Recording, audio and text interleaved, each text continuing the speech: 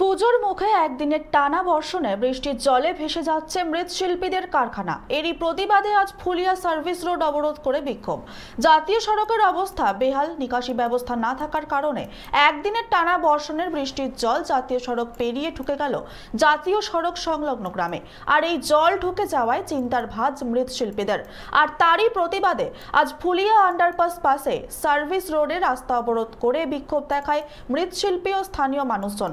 খবর পেয়ে ঘটনাস্থলে আসে পুলিশ প্রশাসন। অবশেষে পুলিশ প্রশাসনের আশ্বাসে অবরোধ তুলে নেন।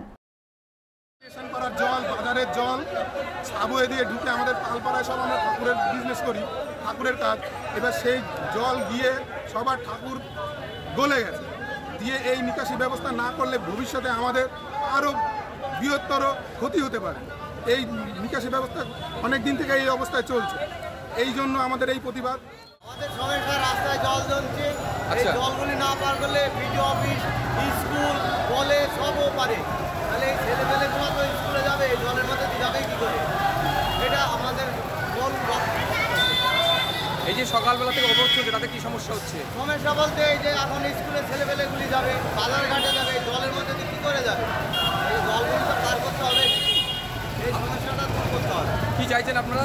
আমরা চাইছি জলের যাতে এখানে হলো সমস্যা নয়, জল যাতে না থাকে। আমরা এত জল রাখতে পারছি না, আমাদের শিল্পালয়ের কাজ, আমরা খাবো কি গলে গেলে? ঠাকুর কি সমস্যা আপনাদের? সমস্যা, বেলে মাঠের জল ঢুকছে, ওদিকে চটকাতলার জল, রেলবাজারের জল, ব্রিজের জল, তারপরে ওই দুধ মিলের রাস্তার জল, সারা বাজারের জল। এত জল আমরা পাড়ায় রাখতে পারছি না। কিভাবে ঢুকছে জল? জল ঢুকছে ওই ব্রিজের তল দিয়ে, এদিক দিয়ে ওদিক দিয়ে সব দিক দিয়ে জল আসছে। ড্রেনের ব্যবস্থা নেই? না, ড্রেনের ব্যবস্থা আছে, ওখান দিয়ে যাচ্ছে না। আমাদের পাড়ায় ড্রেন নেই।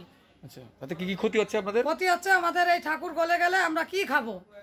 আচ্ছা, সারা বছরের খোরাকি পড়ে আছে এর মধ্যে। এই বাচ্চা নিয়ে কাজ করতে পারেনি, সরাতে পারেনি। ঠামি কুলে নাও, ঠামি কুলে নাও, তিনজন অনবরত ভিজেছি, ভিজে ভিজে ঠাকুর উপরে তুলেছে। সব ঘরের জল ঢুকে গেছে? হ্যাঁ, ঘরে ওই যে জল, ঘরে জল ঢুকে গেছে।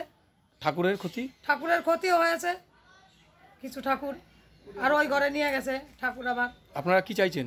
আমরা চাইছি এই জলের সমাধান চাইছি। নদিয়া থেকে রজত সেনের রিপোর্ট, চ্যানেল 24/7।